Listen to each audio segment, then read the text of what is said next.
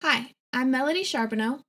This is part 2 of my presentation on social anxiety disorder for my advanced abnormal class at LeTourneau University. We're going to go with a quick review on what social anxiety disorder is. It's an excessive fear of social or performance situations with two main categories, generalized and specific. It's the third most common mental disorder behind substance abuse and depression. At some point in their life, about 12% of the population is affected by this disorder. It's most commonly found in adolescents, Western countries, and females, and it's extremely distressing, and people with this disorder often experience a reduced quality of life. The symptoms include blushing, sweating, and catastrophic thinking. There's also relational problems, poor social networks, reduced support, employment and education difficulties, an increased risk of suicide. There are comorbid disorders that are also linked with this disorder, such as depression, sexual dysfunction, and substance abuse. Next, we'll review some causes and go over some theories. Some causes include brain abnormalities, such as amygdala and thalamus hyperactivity. These cause negative bias in face perception and distortions in emotional and sensory processing. There are genetic causes, which have been shown in relational and twin studies, dysfunctional family environments, such as critical and controlling parents. Social contributors might include bullying, victimization, and rejection, while it's unclear exactly which psychological or life event factors are necessary to trigger social anxiety disorder. This disorder has a diathesis stress model of causation, which is where biological predispositions are triggered by psychological or environmental stress. Cognitive behavioral theories and cognitive theories agree. They are the most popular theories. They believe in biased thought processes and dysfunctional beliefs that are maintained through avoidance and safety behaviors. Biased thought processes would be threat detection. People with social anxiety disorder are exceptional in threat detection. They identify threatening stimulus much faster than non-anxious people. Whereas dysfunctional beliefs might include that their anxious feelings are uncontrollable, they have inadequate social skills and act awkwardly in social situations, and that the results of these are going to be terrible. This leads to anticipation of failure in social settings and the development of the avoidance and safety behaviors.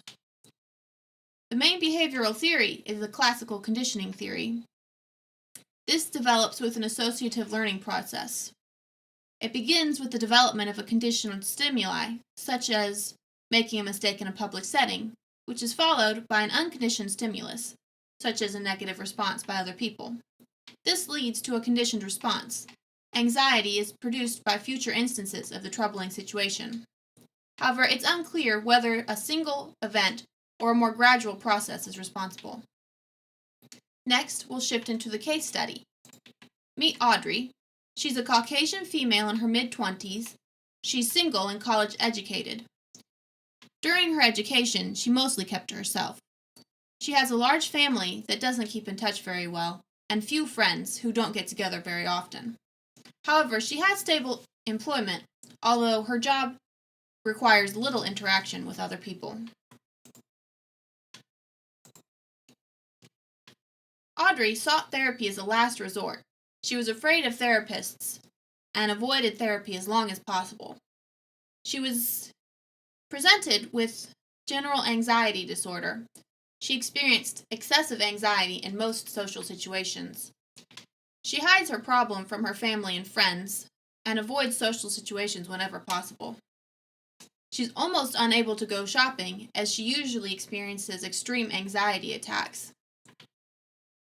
Her symptoms began at a young age, which is common as the disorder normally develops in adolescence. Symptoms have lately intensified, with including depressed feelings and suicidal thoughts, more of an indifference towards death than actually interested in committing suicide. Audrey received a DSM-5 diagnosis of social anxiety disorder.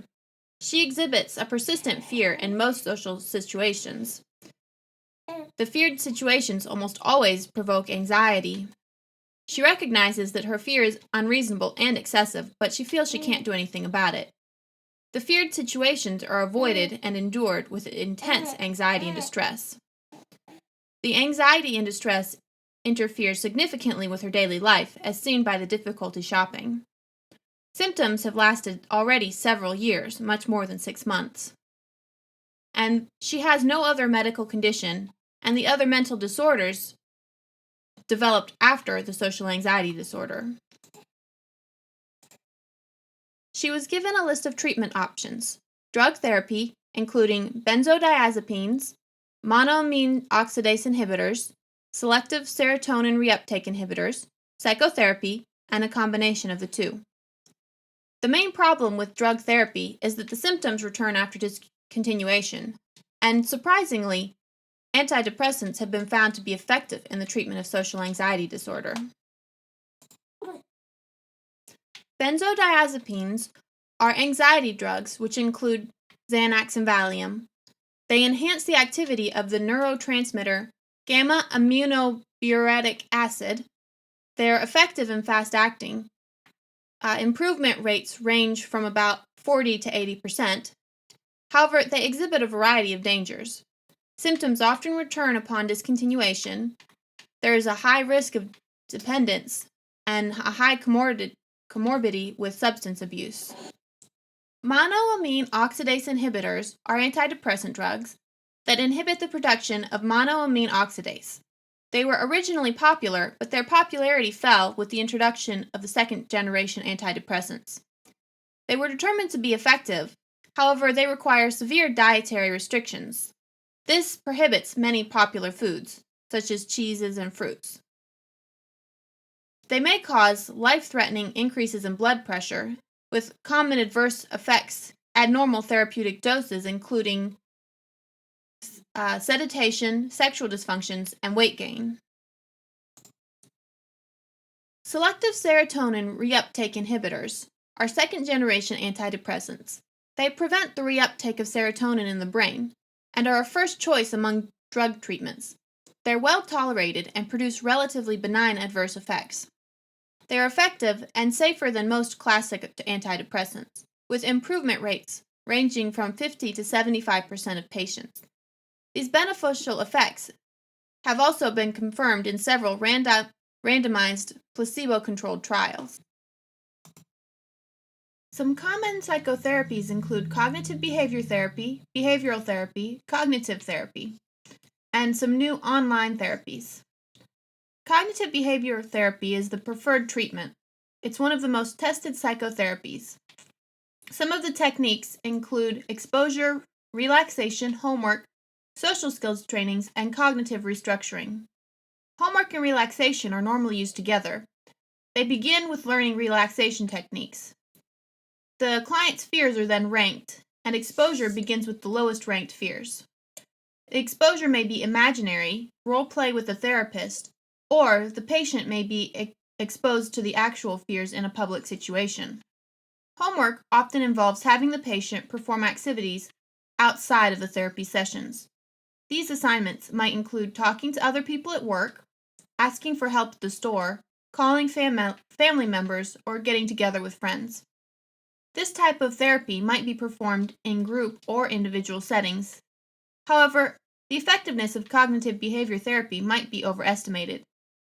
This is because of small sample sizes, inadequate controls, and low test qualities during research. Behavior therapy tends to use behavioral techniques such as conditioning. They believe that emotional changes will follow behavioral changes. Cognitive therapy uses techniques such as cognitive restructuring. They propose that changing dysfunctional thoughts will lead to changes in emotions and behaviors. And online and virtual reality treatments are new, however, they appear to be effective, both in the short and long term. Combination of drugs and psychotherapy is believed to be the best. It allows for the use of lower doses of drugs, especially when combined with psychotherapy. It's often used as it's believed to be the best form of treatment. There's insufficient research on the subject, however, and a recent study on cognitive therapy and selective serotonin reuptake inhibitors has found that the combination of the two is less effective than cognitive therapy alone. After reviewing the options, Audrey and her therapist decided to treat her generalized social anxiety disorder with a combination of selective serotonin reuptake inhibitors and cognitive behavior therapy. The drug would help immediately, and the combined use of selective serotonin reuptake inhibitors and cognitive behavior therapy allows the dosage to be lower than with drugs alone. The selective serotonin reuptake inhibitors do not have the dietary restrictions or high risk of dependence that other drugs do. And cognitive behavior therapy would help in the long term. The techniques that she learns in treatment and as homework can help her after the treatment is completed. This was part 2 of my presentation on social anxiety disorder. Thank you for watching.